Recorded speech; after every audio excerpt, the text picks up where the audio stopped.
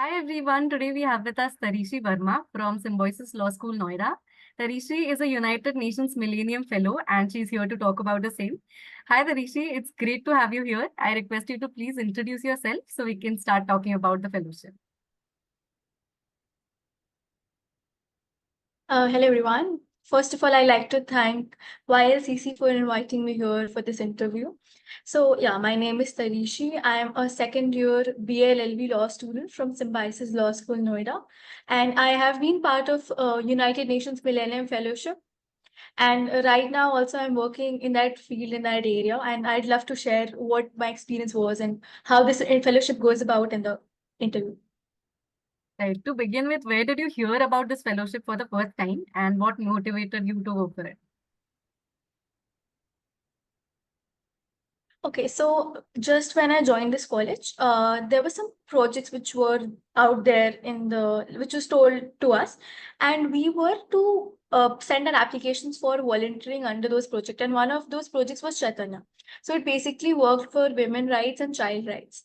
So I applied for it, I got selected, and I was volunteering for it. And through that volunteering, I found out about this Millennium Fellowship. And in the next semester, I applied for this fellowship under the same project. And that is how I found about it.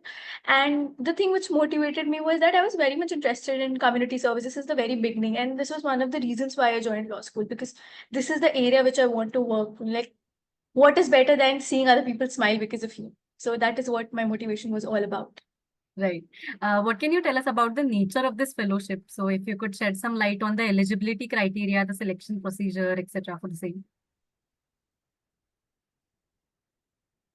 Okay, so this is basically a semester long internship, and the eligibility for this that you should be at least 18 years of age, an undergraduate student, and that is all. And there should be 8 applications, like 8 candidates from your college who should be selected for this fellowship to make you eligible for this. The another thing is that there are answers and questions which are asked, like there are questions which are asked by the United Nations Millennium Fellowship people, and you have to answer those questions. On the basis of those answers, we decide if you get selected or not. So I'm also part of the GAC community of United Nations Millennium Fellowship, where we see if a candidate's application is good enough to be selected or not. So in this, one thing which I find is that the person, if they lack to show that they are empathic towards the community which are going to work for, or if they lack to show that they are connected with those people, then it becomes hard for us to select those applications. Whereas even if you have not much experience and you have not done a lot till now, but you're applying for this fellowship, but we see that, okay, this person is serious about this internship, this person wants to do something about this fellowship, like through this fellowship, and want to help other people, so we select those things. So these are few things which you keep in mind. And also, this is a no cost for selected students. You don't pay something to get selected, and after that, you just have to organize a bunch of events like awareness campaigns and things like that. Right. And one more thing which I would also like to point out is that you get to network a lot in this. Right, right. So it is very prestigious to be associated with the United Nations in any way, being a law student. So what can you tell about the perks that you got from this scholarship, sorry, the fellowship, and how do you plan to leverage this for your law school journey ahead? So first of all, and the biggest is you get to network a lot. Being a law student, we all know how much networking, like what an impact networking creates. You get to meet seniors, you get to meet people outside your country and everything. You get to make very good connections, and you know that these are the people who are working in the same field and they have the same motivation like you. So that is one big thing. The second is that, of course, being part of a United Nations Millennium Fellowship, when you put that in your resume, creates a very big impact. So if you're applying somewhere, people see it. Like, okay, this person is connected with United Nations.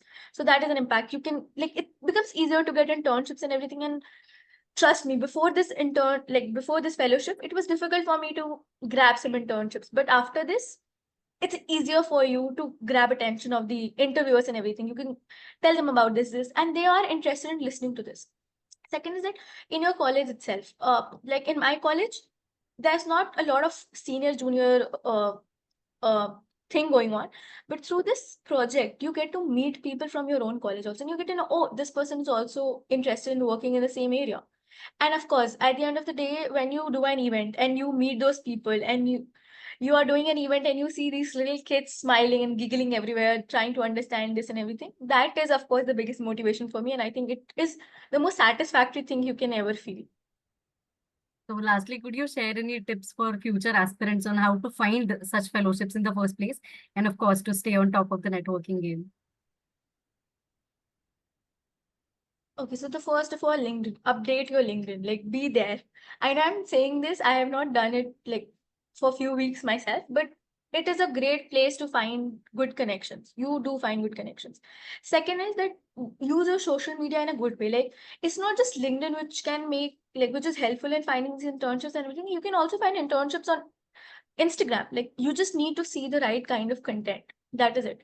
And second, stay connected with your seniors because they are the people who are just one step ahead of you and they're facing all those problems which you are going to face the next year. So stay connected with them.